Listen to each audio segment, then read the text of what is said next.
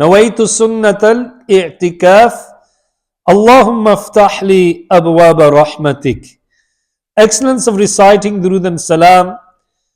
A person reciting 313 times salawat, he will be with those who recite salawat abundantly, insha'Allah ta'ala.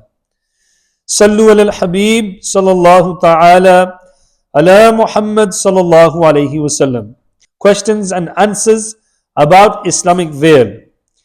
The first question I'm going to discuss today is regarding Madani Mashra of Islamic sisters having meetings. Question: can Islamic sisters get together for a Madani Mashra, like a meeting, to discuss the progress of preaching related Madani activities? The answer is yes, they can, of course. They can meet up with each other for the Madani Mashra, provided they make sure they are fully veiled and fulfill other requirements. The next question: can an Islamic sister exit their homes to learn or teach sunnahs during their period of iddat for death or divorce?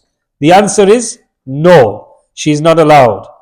The next question: Ijtima for Islamic sisters. Alhamdulillah, as you know, Dawateislami organizes ijtimas for Islamic sisters every Sunday, 11 a.m.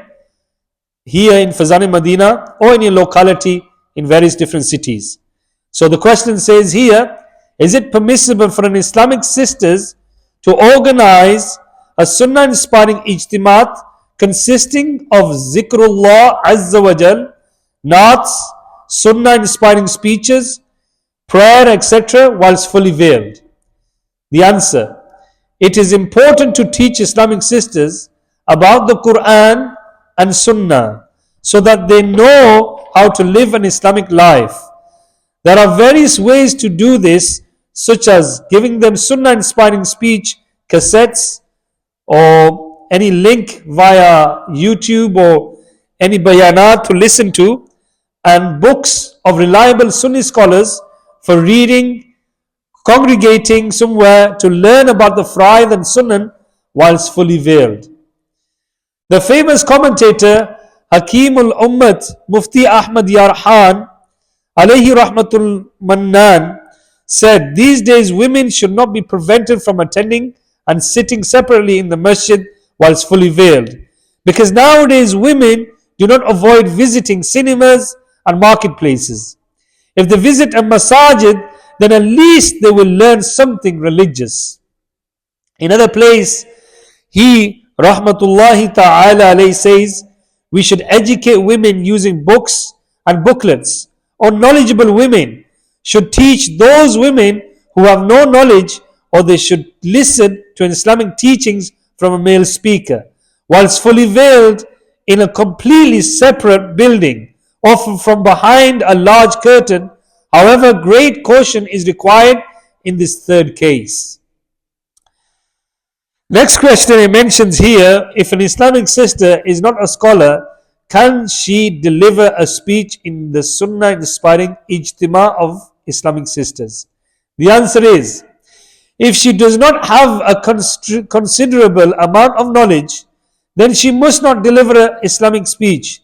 My master Ala Hazrat rahmatullahi ta'ala alayhi stated on page 378, volume 23 of Fatawa Rizwiya, in delivering speeches and everything else, the top priority must be given to the permission of Allah Azza wa Jal and His beloved Rasul sallallahu alayhi wasallam. If someone does not possess enough knowledge, then it is haram for him to deliver a speech.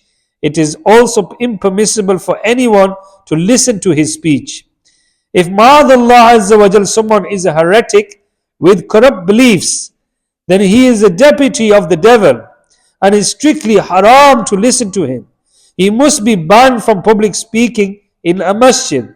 If someone is not a heretic but his speech is likely to prove turmoil, then the imam and the masajid attendees have the right to ban him from speaking.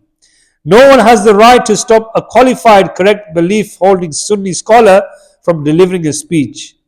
Allah Azza wa Jal says in the 114th verse of Surah Al-Baqarah part 1, And I'll finish there. And who is more unjust than the one who prevents the name of Allah from being mentioned in the masjid?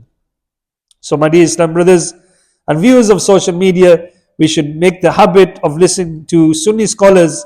Even when we're scrolling on social media, we might find a scholar, mentioning some hadith and Quran verses, and we sometimes think this person is, saying everything correctly. But it all comes down to the belief, the aqidah, whether he is a Sunni scholar or not, whether he accepts the concept of the Prophet ﷺ, ilmi ghaib, and celebration of Milad Sharif, etc., and sending Isal Swab to the deceased. So on these occasions, if you were to listen to these kind of speeches, then you will in reality find out about this individual, who he really is. So we have to be very careful who we listen to, and inshallah Azza wa Jal, for the Islamic sisters should make a habit of finding a teacher, inshallah, and to educate themselves. Like Alhamdulillah, Dawateislami does Fazane online courses as well as teaching Madani Qaida and Nazra online. There are teachers available that can be set up from your convenience, meaning your time selection, and you can do online learning sessions for about 30 minutes every day for a small fee. Alhamdulillah. So you can contact the Islamic sisters for this information, and for Islamic brothers, you may contact the brothers, inshallah, and we can provide you an online teacher that will teach you for 30 minutes a day. So may Allah Azza wa Jal give us enthusiasm and give us the ability to learn religious knowledge, and to inshallah to implement it in our lives and to teach it to others as well.